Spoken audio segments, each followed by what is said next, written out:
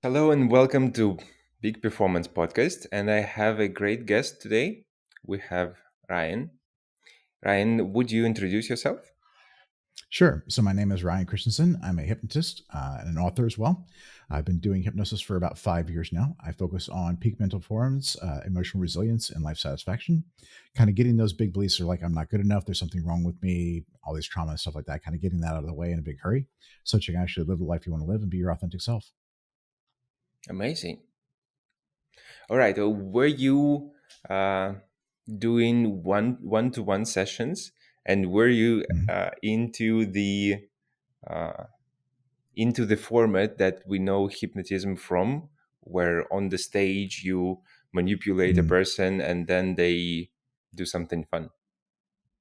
No, I've never done the stage hypnosis. So I have autism, so comedy is not my thing. It's just not, I'm not an entertainer. But that's actually a really powerful form of hypnosis because the stage hypnotist has to do it very fast. It's got to work every time, otherwise he looks like an idiot. So a lot of what he's doing is actually kind of like pre-testing the audience and doing a lot of exercise with the audience to see who's responding. Brings like 8 people up to the stage and does some more tests with them to see who really wants to play the game. So he gets like 4 or 5 people who are like really responsive, really want to play the game, really want to like look like an idiot on stage, right? So it's a very interesting game. I do mostly one-on-one sessions, mostly because it's kind of like brain surgery, right? Like you're kind of digging around trying to figure out the root, kind of the narrative that created all these emotional beliefs. There's a problem with the way we do like self-improvement therapy and things like that, which is a very left brain approach. Very detail oriented. This individual event, this thing happened, this means this, that kind of thing, right?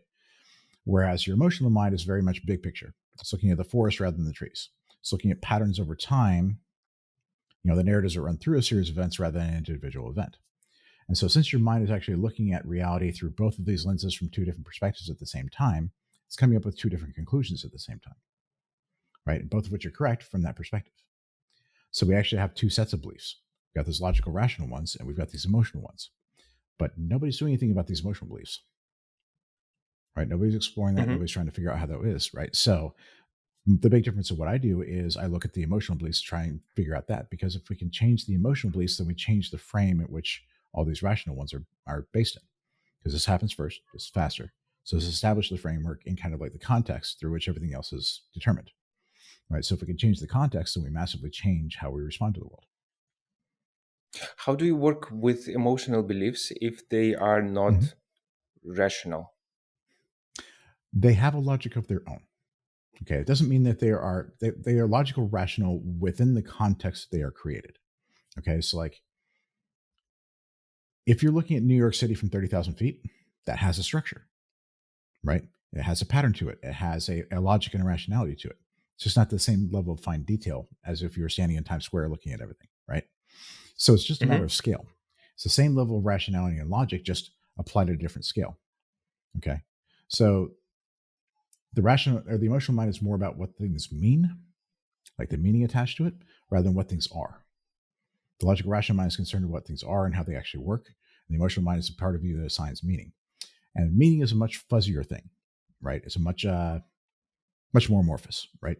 But it doesn't mean, it still has like, if this means this and this means this, then we get this conclusion, right? You still have those kind of logical operators to it, right? So what we do in a lot of ways is like get down there and say, okay, you've got this pattern of like, you're not allowing yourself to succeed. You're getting in your way all the time. Fair enough. Your mind is doing that for a reason. Your mind doesn't do anything without a reason. It has an objective. It has a problem it's trying to solve. Fair enough. Show me the problem you're trying to solve. What are you trying to do here? Right? You're trying to accomplish a particular objective, trying to solve a particular problem. Great. Show me what that problem is.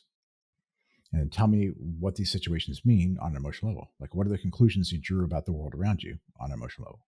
Tell me the conclusions you drew about yourself on an emotional level, right? Like, these people are bad and I'm alone and I'm ostracized and I'm on the outside looking in and so forth and so on, which means there's something wrong with me and I'm not good enough and I don't measure up and I'm bad, right? And once we Mm-hmm. understand those two things, now we understand how that structure came to be, which means we can go ahead and use, current understanding from an adult perspective to kind of reframe and break that chain and disprove that old logic, disprove that old chain of logic, and create a new one that draws a different conclusion. Okay. So instead of it being about me, like I'm there's something wrong with me, so forth and so on, it's like, no, they're just assholes, right? Kids are jerks. That's just kind of how it is, right? Doesn't have anything to do with me. Just this is the way it is, right? And that way we can change, if there's something wrong with me to there's nothing wrong with me. I'm not good enough to I am good enough, and things like that. And so once you change those emotional beliefs, once you change those emotional conclusions and contexts, now you're able to like get rid of a lot of this left brain stuff, right? If you can imagine like a big box in your head, label on the side of it says I'm not good enough, and a million different things in it. The standard approach is to take stuff out of the box, put in another box, right? But there's a million things in there. More stuff gets added every day. That process never ends, right? Which is why we get stuck in these loops of like being in therapy and trauma and all this other stuff forever, right? Always trying to fix ourselves. But there's a label on the side of the box. So we take off I'm not good enough and put on I am good enough. Now everything in the box means I'm good enough. I don't have to deal with it.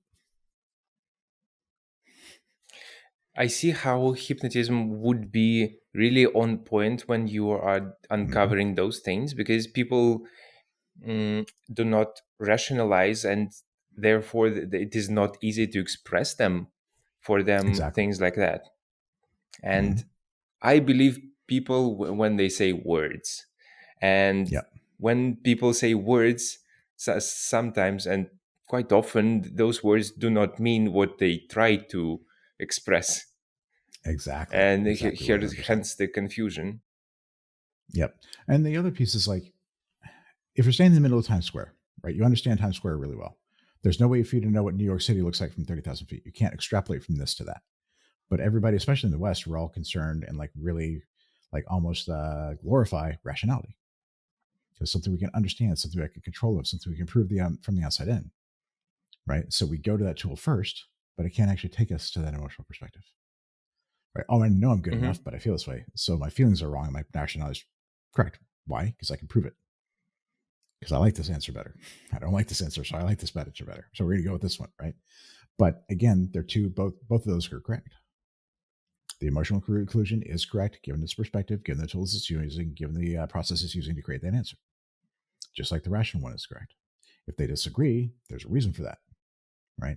But nobody wants to look at that reason and try and figure that out. So you just discard the emotional. That doesn't work very well, right? Yeah, it's a fun approach, and I would agree that many self-help book would only work on the rational side and Yeah. say, okay, if you tell that to yourself long enough, everything will be fixed. Yeah. And then Yeah. we have internal conflict between the ways of thinking, between Yep. ways of experiencing what's happening, even. Yep. Oh, 100%. And that's one of the situations where in hypnosis, we have this concept called the critical factor. It's kind of the wall between the conscious and the unconscious mind. And what it means is basically your unconscious mind only judges true and false based on what it already believes. Okay. So if it matches what it already believes, it's true. If it doesn't match what it already believes, it's false by definition, gets ignored. So if the belief is I'm not good enough, you can tell yourself you're good enough all day and it's not going to matter because it doesn't match I don't believe. It doesn't match I'm not good Hmm. enough. So this never changes. So you can tell yourself that all day and it doesn't change anything. And the other thing is this, like, do you have to walk in the bathroom in the mirror and say like, I am a man? No. Say I'm a podcaster? No. Say I'm born in Russia? No. Why? Because those things are already true for you. It'd feel ridiculous, right? So the only things you have to tell yourself, the only things you have to prove to yourself are things you don't believe. If All you have to right. tell Yeah. yourself you're awesome, you don't believe it. If you have to tell yourself you're good enough, you don't believe it. And so if you don't believe it, it ain't going to stick. And essentially what you're trying to do at that point in time is tell yourself, I want to live this lie. Help me live this lie. If you do it enough, it's like, okay, that's the life you want to live. Fair enough. I'll let you live this lie, which doesn't mean it's true. And often what it means is your life gets a lot smaller in order to accommodate the lie. Can't do these things over here because that would disprove it. Over here, this is pushing these buttons, so we got to stay in this little lane right here. So it actually makes your world smaller. It makes sense. Mm-hmm. Can you have a parallel with the way we are made to work? For- I I see it is roughly the same thing. You get a title. They say, Mm-hmm. okay, you are now working in this function. Here's your Mm-hmm. role. You Yep. are now this. And we are made Right. to even respond to that. So Alex Yeah. is a marketing guy. And I'm Right. like, yes, this is me. Yes. Yeah. Well, you've got that. There's a couple of different pieces of that. That identity is a really interesting piece. Okay, because You can think about ego as the conscious construct of self, our conscious understanding of who we are, right? But we really only create that if we don't like who we are. Ask myself, oh, who am I? It's like, oh, I'm a piece of shit. Okay, never mind. I want to be this other thing over here, right? Again, you only Yep. have to prove things to yourself if you don't like, if you don't believe it. Oh, I'm going to be an entrepreneur. I'm awesome. I'm going to be an athlete. I'm going to be successful. So I'm going to keep on proving. Why? Because I don't believe that's who I am, right? I don't want to be this thing over here. So I'm going to try and prove them something else, right? And so when you look at it from like a job title perspective, if you're already a marketing guy and they put you in a marketing slot, there's a conflict. You just like roll right in and do your thing. But if you're never a marketing guy, if you're learning it, if you're kind of faking it till you make it, that's when you get that tension, that conflict, right? I think I was born a marketing guy. This podcast would not be possible without our business of selling website templates. We developed a bunch of them, 25. You can choose what website template and style works best for your business. Buy a template, populate it with your information and details at products and services, and you are all set, ready to go with Webflow powerful infrastructure. Websites would be fast, easy to manage, and work for any of your marketing needs. Would it be ads or sharing the link with your neighbor? Now back to the episode. So I didn't have that one. Exactly. It fit, right? Everything matched. So there was no conflict. It's when things don't match, right? You're pretending to be something you're not. That's when all that conflict starts. So that's when you get the imposter syndrome and all those kinds of things. Your book, Winner Peace: How to Mm-hmm. End Inner Conflict and Makes Success Inevitable. Yes. I like the title. Thank you. How did you come to this? Is this book for Mm-hmm. specifically a male population, Mm-hmm. the biggest troubled one, I can tell? Right. It's kind of universally applicable. So over the past 4 or 5 years while I've been doing hypnosis, I was on my own journey trying to fix myself and everything else. I basically tried every modality out there. I tried the therapy and the coaching and the belief work and the somatic stuff and the energetic stuff, the Reiki healing and the spiritual journeys and the psychedelics and hypnosis. I did everything. Right. And what I realized is nothing actually gave me the result that it was supposed to. It said, oh, you do this thing, you get this result. I'm like, no, it doesn't. That's not how that works. Right. And I had to find a way to fix myself. So I essentially started reverse engineering all the underlying assumptions, right? All those like preconditions and underlying assumptions that all these theories are based on to figure out like how does it actually work? What are the limits, right? And one of the things I found was there's a lot of misconceptions about hypnosis around it being about persuasion and suggestion and so forth and so on. Because back in the day, you had like Antoine Mesmer, like doing the whole like, oh, I'm going to control your mind and make you do crazy stuff and like seducing women with this stuff and like that, right? But that's really about, I told you about the critical factor where it's like kind of judging true and false based on what it already believes. Well, when you're doing hypnosis, you kind of bypass that. So that automatic rejection, that automatic no doesn't happen. So it's not that you say yes, Caesar, it's that you just don't say no automatically, right? But since that's the Yeah. framework that hypnosis has been using from the beginning, that's kind of like the common belief in how it's done. But hypnosis really is just a set of tools that gives us access to the unconscious mind. So once I'm down there, I can kind of do whatever I want, right? So if I want to go digging around and investigating and asking questions, I can do that. I can just tell the mind, show me how you work, right? And so as I started doing that, I started understanding kind of like all these different like core beliefs we have and core assumptions we have, like this idea that emotions are pain. Emotions are pain. They're caused by emotional wounds. They're caused by trauma, right? That's kind of like the way everybody works at things, right? But they don't have to be. Maybe they never were. And as soon as you start reframing emotions away from pain, now things get really interesting because that means that every negative emotion is just your mind asking you for help to solve a problem. And every different emotion is asking a different kind of question, which means they become tools to help you navigate the world, which means feeling bad becomes a good thing, right? Because it's your mind helping you solve things, right? And if there's no longer pain, they're no longer triggering that survival center of you, right? So you don't have to have that negative massive Mm-hmm. reaction. You can avoid it, right? Changes a lot. Oh, and if emotions aren't pain, that means they don't come from emotional wounds, which means you don't have to heal anything, right? Nothing to heal. Yeah. And not caused by traumas, which means you've never suffered a trauma. All that stuff's gone, just gone, just by changing that one individual belief, right?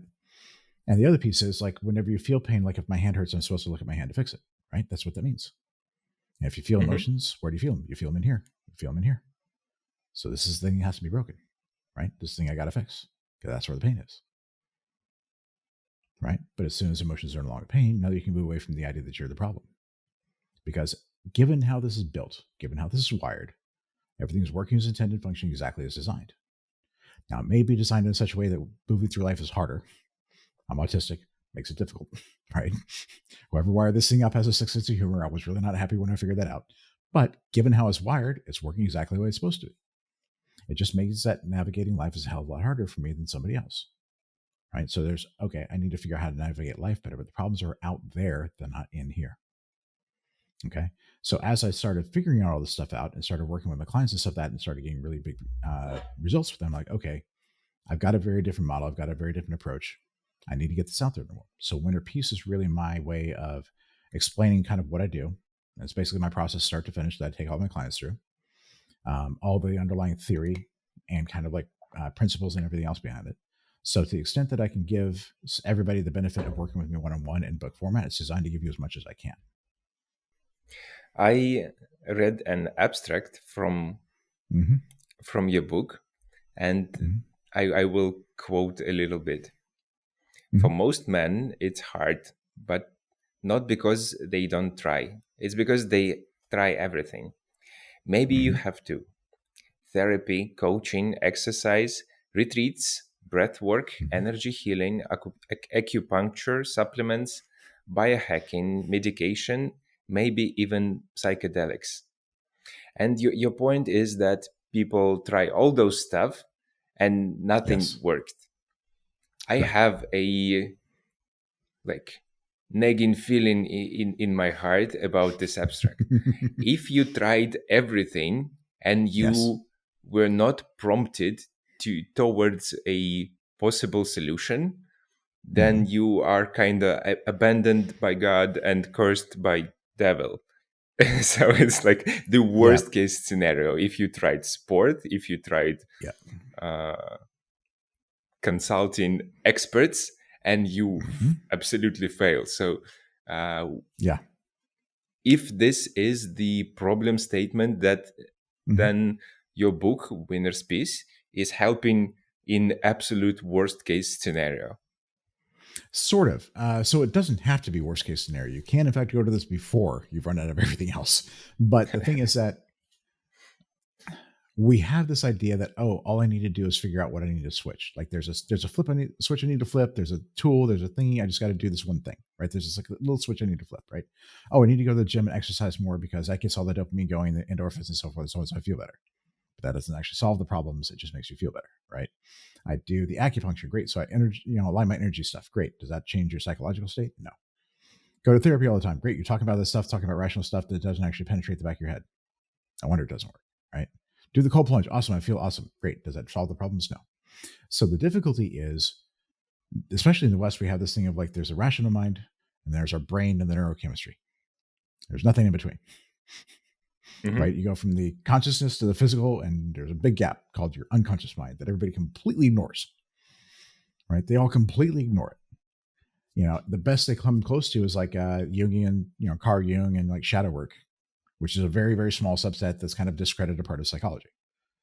Nobody talks about hypnosis. Discredited?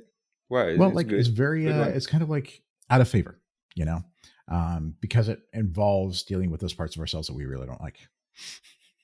Right? To deal with shadow work, you have to say, "Oh, this part of me that I don't like is true for a while," and nobody wants to do that.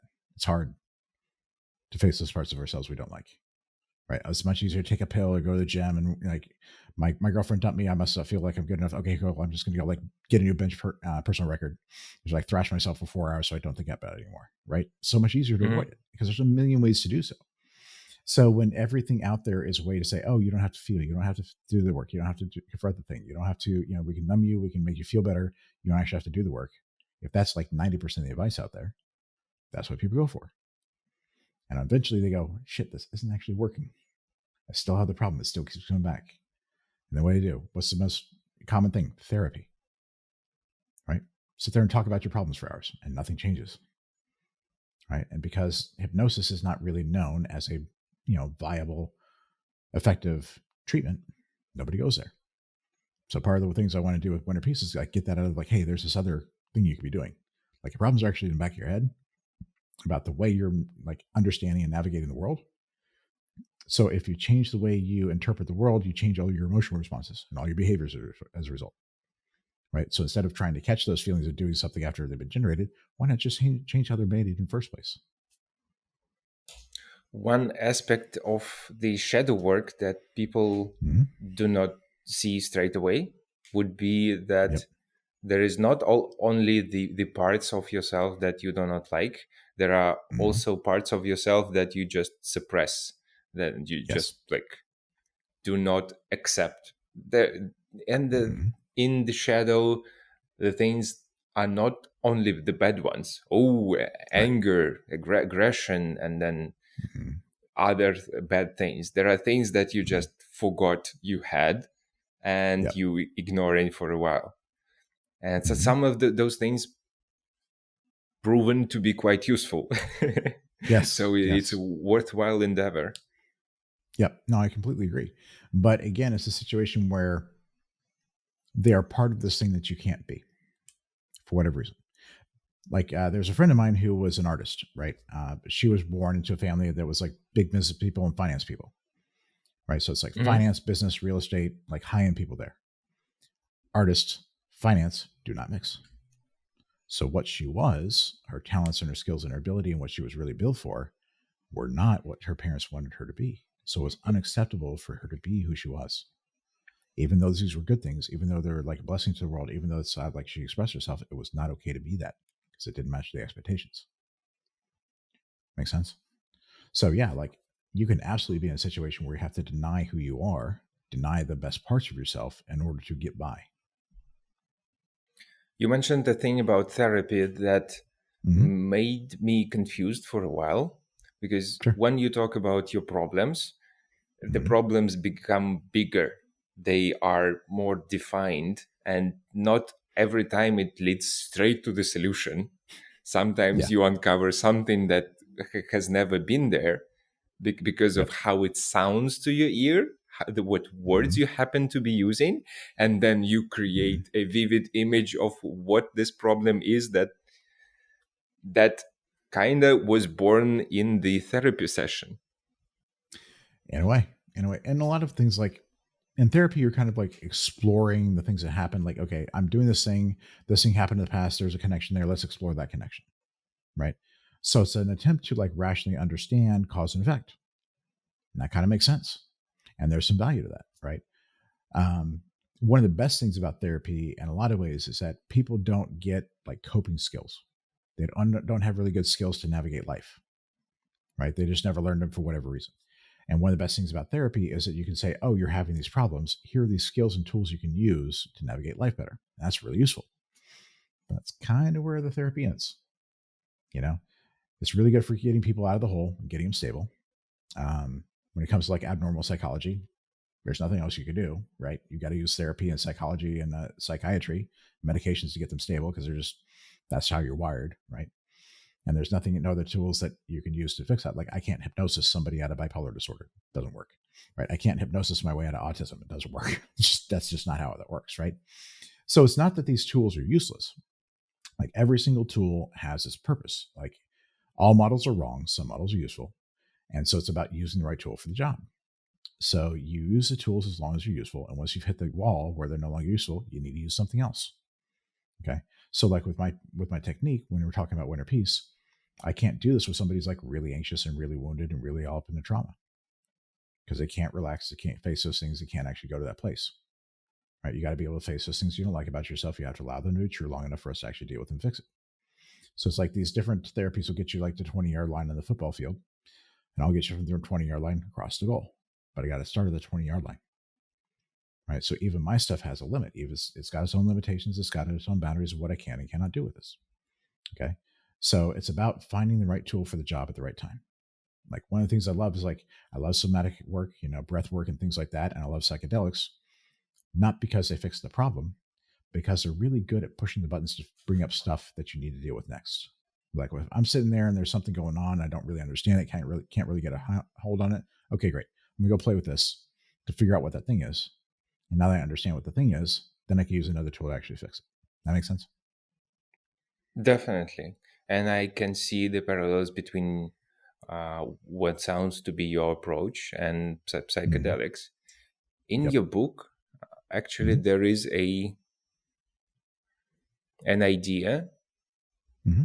I will quote again. What happened Mm-hmm. when you ignore that emotion, stuff it, Mm-hmm. resist it?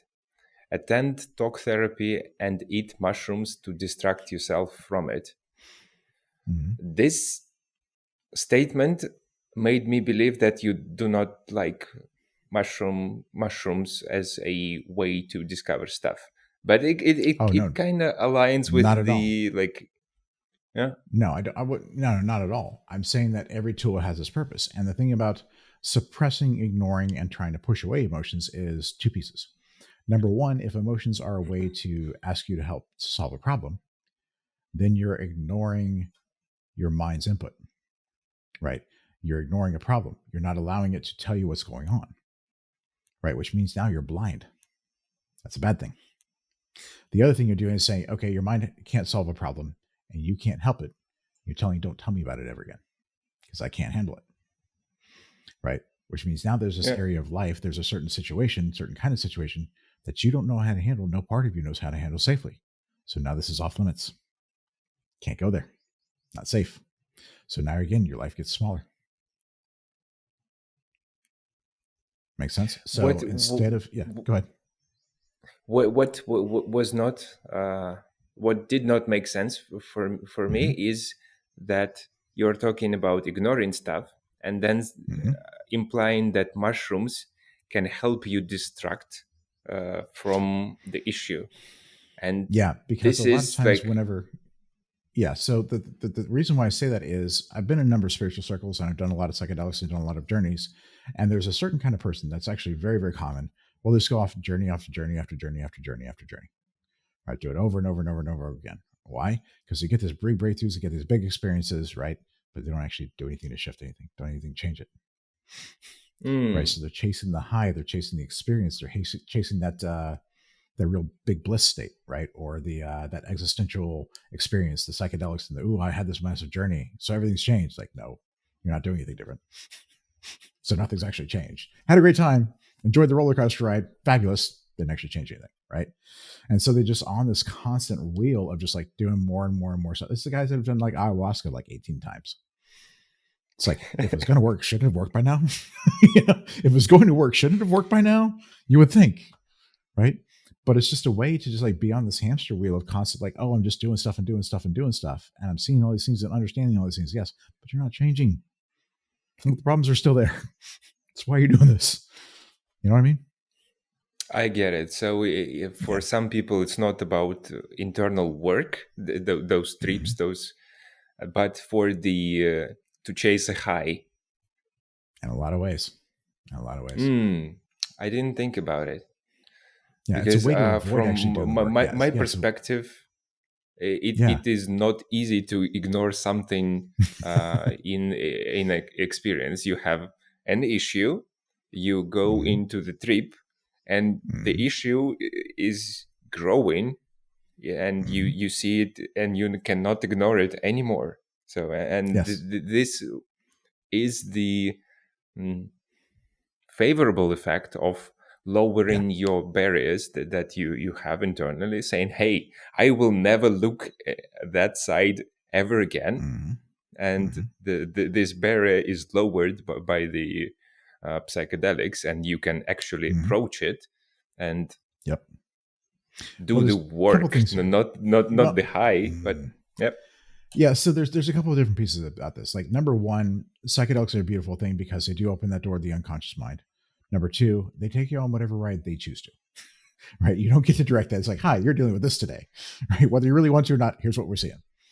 Number three, you're only really taking the tools with you down there that you already have, right? So you don't necessarily have anybody guiding you, giving you additional tools, giving you additional context. You're still fighting that battle on your own. Okay. So if you see this, you experience it, you understand it, but you're not actually engaging with it, changing it, fixing it, you haven't actually done any work. Number four, once you come back for that trip, that door is closed again. So all that work you're doing out here doesn't really penetrate back to the unconscious mind. So you've got all this beautiful understanding, do all this integration, understand the conscious level. Now I'm going to move through the world in a different way. Haven't actually changed the underlying problem. And a lot of people, when they're down there, aren't actually equipped to do that work and change. Right? They're on the ride, they're getting all the understanding, they're getting the experience, but they're not actually able to do the work to actually change it. I see. Yeah. It makes sense. I've been on this like self discovery journey for quite a long time before I experienced the trip. So Yep. may have been equipped to handle it. Much better. Much better. Yeah. Yeah. The more sophisticated you are, the more work you've done, the more frameworks you have going into that, the more able you're to engage with it, like actually do the work and change things and manipulate things while the door is open while you're on that trip. But if you don't have those tools going in, man, like there's only so much you can do. And that's one of the reasons why I really love hypnosis, because it allows us to do very targeted work. Right. So instead of like going on the trip, letting it take us wherever we want to, it's like, okay, I know I've got this problem. Great. Let me open the door and go actually for that. I'm going to stay down there long enough, however long I need to actually fix that thing. And then I'll come back. Right. So it allows us to actually say, okay, this is the problem. Let me go fix that problem. I'll stick down there and stick around with stuff however long I need to. And you've got me doing the work instead of you having to do your work yourself. So you got somebody who's got a completely different set of framework, completely different set of tools with an objective perspective. So you're not all wrapped up in your own stories. That's doing that work for you, essentially. Right. So Hmm. it's a lot more effective that I found. Cool, and that is quite more marketable because it makes things easier. You take the work from them, because Yeah. with psychedelics, I think if people knew how it works before Mm-hmm. taking them, less people Yep. would go there. Possibly so. But actually, it actually makes the marketing harder because everybody wants to have control. They want to do themselves. They want to have it's like, I'm going to do the thing. I'm going to have the control. I'm going to make the thing happen. So the idea that somebody else is going to the back Oh, of your head and do things for you, a little bit challenging a lot of times. Right. And it's only really the people who have like tried a bunch of stuff like, crap, I can't figure this out on my own. I can't do this thing on my own, that are willing to allow themselves to be led through that kind of process. Right. But it's kind of a how form do of you surrender. handle this trust level that you need to Mhm. be able to get access and the conscious okay for you to manage those things? Couple of ways. Number one, when I'm doing my consultations with people, so I've got a 45-minute consultation I do. It's free. You sit down and we go ahead and say, okay, this is what's going on in your life. This is what's not working. Here's kind of like the pattern over time. Great. This is why things are going the way they are for you. This is why things haven't worked for you. This is what we need to do to change things. Right. So being able to demonstrate that I understand the problem better than they do earns me a lot of authority, earns me a lot of trust. But in terms of surrender, that's always very challenging. And I don't sugarcoat it. I don't lie about it. It's like, hey, this is what we got to do. You got to let me do the work. Like, you can't help me. You don't know what's going on. You don't know what the answer is. You don't know what the problem is. Because if you did, you would have fixed it already. So you're wrong. All right. Whatever you think the problem is, you're wrong. Whatever you think the story is, you're wrong. At least in some part, it's incomplete in some way, shape, or form. Because if you're right, you would have fixed it. So you have to essentially get the hell out of my way, so I can actually do the work for you. And like, oh, like some people are just not able to do that. They're not able to handle that. And that's okay. Right. They're not ready to do this work. I can't help them. Right. Go off, do some other things, let it not work. Come on back when you're ready. Right. But the people who are willing to do that work, it's actually very, very easy, very, very quick. Amazing. What was your journey with autism? When did you Mm. discover the way that your brain is wired? How was your journey to discovering Mm. that? That was a very long process. I actually figured it out last year. So I was diagnosed almost before I was just a little bit before I turned 48 years old. I knew I was no, I know it's different from when I was a kid. Like I always knew that the world worked for everybody else and not for me. I knew I couldn't figure it out. There was something fundamentally different about me that made it so easy for everybody else to navigate and not me. And part of that is the fact that, you've got Asperger's, you've got autism. There's a lot of subtleties about human interaction and social interaction that I just can't see. It's kind of like being colorblind in a way, where there's all this detail and nuance I can't perceive. So you all pick up on this stuff and your guys are rocking and rolling with all your cues. And I'm like, I don't get it. Right. So I essentially had to turn my brain into a machine that reverse engineered human behavior. Because if Hmm. there's a pattern of behavior over time, there's a deliberate mechanism to create that. So if I understand that mechanism, I can predict stuff. Right. So I essentially just trained my brain to do that and just kept on doing that for 48 years. But I actually found out last year that I also have bipolar disorder. Found out the hard way by having like an acute manic episode, went way off the rails. And so after that, I'm like, okay, that blew up in my face. I didn't know that was going on. Great. Let me go get tested and make sure there's no other landmines down. Like, let me make sure there's no other surprises. And that's when I got diagnosed with the autism. But it was actually a really good thing because it explained everything that had been happening up to that. I was like, oh, now I get it. That makes sense. Right. Everything just kind of made sense. It's like, got it. So it was beautiful because it brought everything in perspective. It gave me a framework to kind of understand what had been happening in my life, why things haven't been working, like why every relationship I've ever been in has been a complete train wreck, right? Everything made sense all of a sudden. And that was a beautiful thing because it then gave me a tool. It's like, aha, now I've got this tool. Now I know exactly how my mind works and I know exactly why I've been able to do things I'm doing. I can do it even better and faster and more effectively because I know how to leverage this now. That's amazing. I can relate to that. I got ADHD, Mm-hmm. and I have been a bright example of ADHD. So when I discovered the topic, I did not have to get tested because I Yeah. was all of it. It was completely about me. Yeah. And Yeah. I can relate to what you're saying about everything uh, being put in place and starting to make sense. And Yeah. retrospectively, even, it helped a lot me understanding, whoa, I thought that my memory was broken and all other Mm-hmm. kids are wired better to memorize Mm-hmm. stuff. Mm-hmm. And it was a little bit disturbing, but I made my peace with it. But Right. making my peace with it and finding ways to uh, brute force some things Yep. did not explain to me what exactly was happening.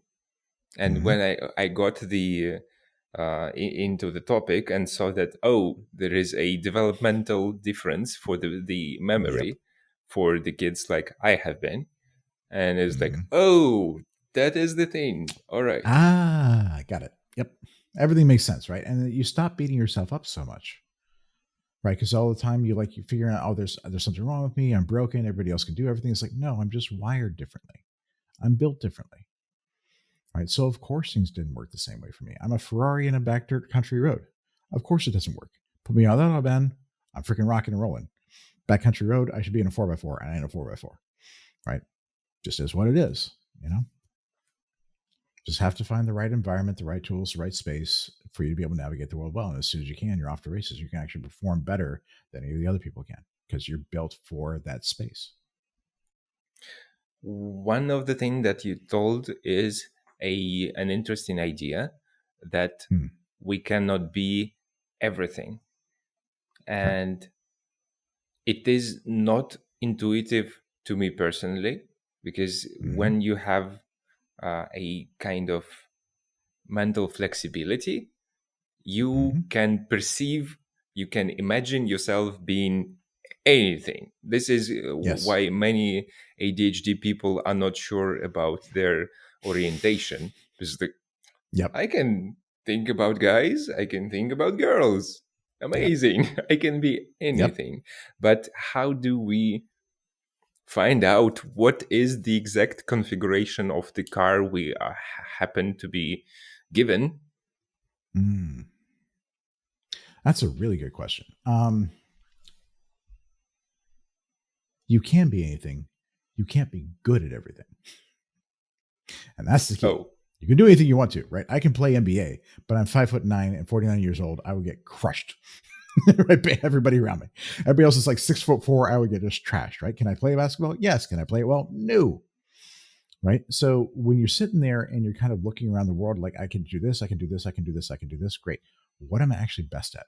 What is the easiest, most natural things for me? Right. What makes the most sense for me? That's going to kind of start leading you to where your natural talents, abilities, and where you can maximize the most is. Right. So I'm reasonably good at math, but I'm not like that good at math. I'm pretty good at understanding computers, but I can't program for crap. Right. I understand them. I can use them really well. I can't program. My mind's not built to solve problems that way. Right. Try to do electronic engineering. Nope. Finance. Nope. No, that's just not for me. It's just my brain doesn't work in a way that would make that well. So everybody else could compete in that space better than I could. So just kind of got to keep on getting curious and going down rabbit holes and finding what you find is your curiosity and what you find is your interest, what catches your interest. Say, oh, I can do this and this and this. So it's about finding, there's a guy by the name of Scott Adams. He's a cartoonist, he's a hypnotist, he's an author. He's got a book called How to Fail at Almost Everything and Still Win Big. Great book. And it's all about what he calls a talent stack. Okay. It's just like these sets of unique talents and skills that you have that when you combine them together, create something unique that nobody else can compete with. Right. I'm an autist. I'm highly autistic with a systems oriented brain who's a hypnotist who spent 23 years working in intelligence. I can reverse engineer anybody's belief system faster and better than anyone on the planet. Period. Like nobody beats me at that. Because everybody else would have to try and do that thing and be built the way I was in order to be able to compete with me, and nobody else is. Therefore, I win. Because I'm a category 1. So all you have to do is figure out where your category 1 is. Figure out what that unique combination of tools and skills and abilities and interests you have that creates something unique that nobody else can compete with you in. That's a solid advice. Talent stack. Yeah. It's a great book. If you haven't read it yet, check it out. Alrighty. My problem with some books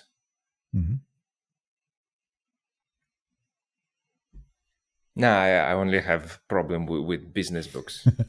I thought to be learning that, and then I got a collection because collecting is fun. I have a very nice collection. Then I actually drilled into reading some of them, and now this collection is up for donation in my car trunk because some of those books are purely consisted of CEOs post-rationalizing the success of their company and attributing that to the style of their management and the stuff that they're telling to people. And I'm like, that's bullshit. There was economic place and time for the company to be doing good. And they're like, no, that's only leadership skills. Yeah. Welcome to fundamental attribution error, right? It's all the good stuff is because of me. All the bad stuff, that's other stuff. That's other people. That ain't me. Well, the thing is, like, people who are good at something, who are naturally good at something, have no idea why they are. They have no idea how it works. They just do the thing. They've never had to ask why, because it just works. Right? They never have to ask the question, why does this work? Why does it doesn't work? They've never had to figure it out. It just works. Right? If it ain't broke, don't fix it. So never ask that question. It's like, oh, I just do the thing, and this is how I do the thing, and this is how it works. No. Now, that's how it works for you, because you don't actually understand the system you're using to do stuff, so you can't teach it to anybody. Right? The people you have to learn from are people who aren't good at the thing and then figure it out anyway. Because they're the people that actually had to ask the questions, figure out how, figure out why, figure out what didn't work, figure out how to actually always work. Right? The people who are really, really good at solving problems for other people are people who had to solve a lot of problems for themselves. Right? Yeah. Engineers are people who are really good at fixing broken stuff. The best engineers are really good at fixing broken stuff before they actually build something of their own, right? Same kind of principle applies.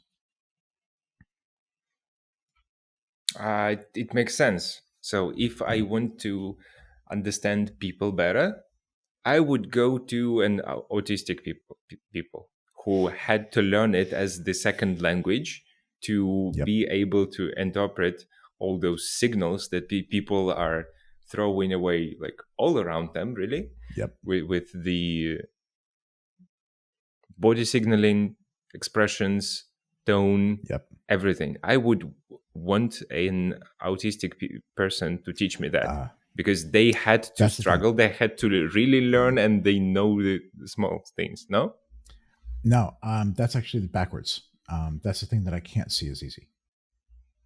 All those little nuances like tone and stuff like that, I'm like, none of that shit actually matters. You said this, you did this. This is what matters. All that other stuff, it's kind of superfluous. Here's the thing that's actually going on underneath. Right? And that's the thing that blows people away. It's like, how could you figure that out? It's like, well, you did this, and you said this, that means this. But just trust me, that's the way it works. Right? Because so you don't interpret all the signals. You find the ones that you that are meaningful. Yes. Yeah. Because it's like let's say you're going to a wine club, Okay. And there's all these guys like sommeliers, and they're talking about the terroir, the tannins, and the fruits on the back end, and this mouth feel and yada yada. And you're like, yes, this red wine does in fact taste like red wine, right? Like you're all up in these nuances, these details because you think that shit matters. For the most part, it really doesn't. Right. So you just get confused by all this nuance because you actually have access to it and you can see it. So you think it makes a bit difference. It's like, yeah, not really. Here's this underlying pattern. You're doing the same shit, just a different flavor. It's just another version Hmm. of the same thing you did 20 times already. But what it said, nope, just the same shit. What about nope, it's the same thing? What about nope, it's the same thing? Huh. You're right. It's like, I know. All this little stuff doesn't really matter. Here's the pattern over time. This is how this works. This is why you are the way you are. So when this happens, you're going to do this, right? Well, no, okay, I guess I am. Right? Because this little stuff, the details really kind of don't matter in a lot of ways. If you kind of go back to that whole left brain, right brain thing, so like I'm not good enough, like I've got imposter syndrome. I'm not good enough applied to the situation. I don't deserve this person. I'm not good enough applied to the situation. I can't make this much money. I'm not good enough applied to the situation. It's just I'm not good enough being applied to all these different situations. So if you can look at them all as detail oriented, these are all separate. No. They're all just different manifestations, applications of this big thing. So if you figure out this big thing, you understand how they're going to reply or how they're going to react in all these smaller situations. All right, so you back out, see the big picture, and you can go down to a smaller level. Going from small to big is really hard. Going from big to small is really easy. Winner piece. Mm-hmm. What is the winning that most of your clients are after? Would it be Uh, a just being able to live in a way that they don't have uncomfortable stuff in the closet, or would it be economical success, job position? so it tends to be one of two major things. Either they are in a situation where they're here and they know their potential is here. So there's a gap between where they are and where they feel like should be for some reason. They're held back in some way. The other people are the one who are those like constant high achievers, and they always want to be like 1% better, and how can you get that edge, and they're always chasing the thing, right? The first one are the easiest to figure out that they've got a problem because they're stuck. There's an obvious gap between where they are and they want to be, right? And for them, it's very much like kind of like, okay, getting themselves out of the way, unlocking the door of the cage, making it safe, and making it okay, for the things that they want. For the high achievers types, they're a little bit trickier because they don't realize they're trapped. All right. That's the thing that I call the treadmill. All right. There's a carrot on a stick they're chasing, right? And they're always going harder and harder and harder, chasing the next goal, next goal, next goal, bigger, better, every way, right? I got my million, I got to get Yeah. two. Now I got to get five. Now I got 10, right? And because they're constantly getting what they want, they don't think there's a problem. Because everybody around them is telling them they're awesome, they don't think there's a problem. Because everybody's asking, how do I do the thing you're doing? They don't think there's a problem. For them, all you have to ask is, okay, great. Take your foot off the gas for 30 days. Stop achieving for 30 days. Stop going for goals for 30 days. Stop working out for 30 days. Just watch them lose their minds. I was talking to this one guy who was like, he was a fitness coach, and he's like, okay, he's a sports coach. He's like, hey, I'm trying to figure out my next big thing. He's like, what about just like taking your foot off of the gas for a while? It's like, that terrifies the crap out of me. I know. Because they've got this like Batman origin story, this old thing that, in the past that they're trying to run away from. So if they ever stop running, terrifies them. Got to chase the carrot or to get the stick. Right. Hmm. And because they're so good at chasing the carrot, because everybody tells them they're good at this, they never think to stop, which means they never see the stick until it hits them in the ass, until this thing breaks, right? And for them, it's very much a situation like, okay, cool, you can have that, you can go chase it, not a problem at all. But let's make it so it's not a compulsion, right? Because if you don't have a choice to stop, what you're doing is not a choice, it's a compulsion. Right? You don't actually have free will. You have to chase that thing. You don't actually have a choice. So for them, it's like kind of backing up and actually giving them access to the rest of their life. Because usually the rest of their life sucks. They're grinding, they're going to the gym. It's like work, eat, sleep, gym. Repeat. Work, eat, sleep, gym. Right? The rest of their life is a mess. They're not actually going on vacation. They don't have a romantic life. Their kids hate them, all that kind of stuff. So it's about, okay, take a step back from this, actually live the rest of your life as well. That is amazing. So it's like preventatively figuring out what is behind it. Yes. I think I met the stories like that with professional athletes that wanted a gold medal. All their life, Yes. they would go in for the gold medal, then they Mm-hmm. got it, and Mm-hmm. then they just relapse and Yep. in pain, basically. Yep. They achieved Or all it the, yeah, and they don't have no exactly. idea what's next or what was Yeah. beyond that. Yep. So They lose their you're identity. saying to people, just try stopping and see what happens. Well, I say try stopping, and when they freak out, I say, "Aha, you don't have a choice." And they're like, "Shit, come here, we'll fix you." Right? Well, because it's such a hard trap to see because everybody tells you you're doing the right thing. Every bit of information around you says you're going exactly the right direction, doing exactly the right thing. So there's no reason to think you've got a problem, right? Until you try to stick your foot off the gas and you freak out. And you're like, "Oh, that's uncomfortable. That's not cool." Right? But the other thing is like you get some people where they go for the gold medal and they got the gold medal and they just move on with the rest of their life. Right? You get guys like Michael Phelps, the swimmer, crushed like Hmm. 87,000 world records, had like 30 billion gold medals. Guess what? He just went and chilled. I'm going to go smoke some pot, do my thing. Like, it's no big deal because he was doing it for the love of the game. I'm really good at something. Let me see how far I can go. I don't have to get there. There's not a goal I'm trying to get to. I'm not trying to like prove stuff to myself and for the so on. It's like, how far can I go? I'm really kind of curious. That kind of person isn't driven by the pain. They're driven by curiosity. Very different motivation. That guy can do anything he wants to. He can take his foot off the gas if he wants to. It's like, I got something I want to do first. Then I'll go do something else. Right. And the goal really with Winter Peace is to go ahead and create that space where you can do whatever it is you want. You can take your foot off the gas, you can slam it to the floor. It doesn't really matter. You can do whatever you want. By taking away that pain, that emotional pain, now you take away the stick. By taking away that the pleasure reward by making it your, because if you do the right thing, it feels good, right? That's the way that works. But you can do the right thing for the right reason. You can do the right thing for the wrong reason. If you do the right thing for the wrong reason, you're going to do it the wrong way because the thing you're doing is to satisfy that underlying need, that underlying reason. So if you don't know what that is, you're always going to mess it up. Okay. So if all your mind has to do is say, I'm going to make you feel good because you're doing the right thing, doesn't have to tell you the reason. Right. So I have to change that to I only feel good when I'm doing the right thing for the right reason. So if I'm doing the right thing for the wrong reason, I'm actually doing the wrong thing. Right. So you have to change that reward mechanism for them. And once you do that, that really opens the door. Because instead of trying to like put a bunch of points on the scoreboard to prove something to themselves, it's like, okay, I can go for impact. Right. I can go Hmm. for bigger goals, right? It's like kind of the difference between like Alex Hormozy, the entrepreneur, is like making 500 million a year. He's got a portfolio of companies trying to like make $1 billion, right? And then like Elon Musk, one of the richest people on the planet. Does he care about that? No. What does he want to do? Get people to freaking stars. I want to change the face of humanity, put us on a completely different path. Very different way to look at the world, right? Why? Because he's not doing it for the money. He doesn't not trying to put points on the board. He's got a bigger mission. But you got all these people who are so high performing, so completely talented, dedicated, driven. They can freaking go do whatever they want. And all they're doing is trying to put points on the board, make money, prove something, gain status. That's a complete waste. It's a tragedy. All that talent, all that ability, all that knowledge, like completely wasted doing stupid stuff. What does Alex Hormozy do? He builds school, right? Great little online platform, courses, community, that kind of thing. Kajabi plus Facebook, the better skin. You know what I mean?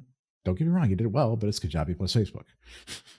Does the world really need Hermotzi that? did not build it. He invested in it and now has a Right. big stake in the company. So he kind Exactly. of Yeah, took exactly. the stuff that other people produced and said, "Oh, I have a platform to monetize it better." Yes.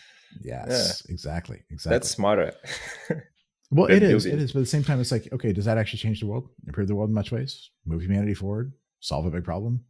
Yeah, maybe not. Is it anywhere near what Elon Musk is doing? No, not even close. Right. So you got all these people like he's an incredibly intelligent, incredibly driven guy. Look what he's doing. Like that's the best they can come up with, really? You know what I mean? To me, that's a waste. Yeah. He could probably do something much cooler. Ryan, tell me about Mm-hmm. your digital footprint. You have the book. Sure. You Yep. are appearing on the podcasts. What else you Mm-hmm. do? Well, I've got my website, www.ryanthehypnotist.com. You can go ahead and book those 45-minute consultations with me. We'll sit down, dig into what's going on with you, let you know how I can help you. I do my work one-on-one. They're 90-minute sessions. You pay a flat fee, and I get you to a specific spot. And that spot is where your core beliefs are. There's nothing wrong with me, and there never was. There's nothing to heal, and there never was. I'm good enough as I am to deserve whatever I choose. Don't have to prove it to anybody, not even myself. Because if you're measuring worth, the answer could always be not enough. Right? So we have to create Hmm. worth in such a way that you never have to measure it. So you never have to worry about that kind of thing. Typically, we're able to do that in less than 30 days, but the promise is I will work with you until we get you there. I'm also on LinkedIn, Ryan W. Christensen there. I'm on Instagram, Ryan the Hypnotist. That's pretty much it. Did you think about the YouTube? I do. I've got a YouTube channel, but it kind of sucks. So it's Hmm. old. A lot of stuff on there is old. I don't really have any new stuff on there. I just haven't gotten around to it yet. It's also Ryan the Hypnotist, but like I said, it's kind of old right now. All right, I see. It is amazing to talk to you. We have went through a lot of stuff, and it was a amazing journey. Thank you so much. I really appreciate you having me on. Alrighty, we will have the links in the description, and Mm-hmm. I would be super happy to see you again. Wonderful. Let me know whenever you'd like to talk again next. Amazing. Thank you, Ryan. Thank you. Have a wonderful evening.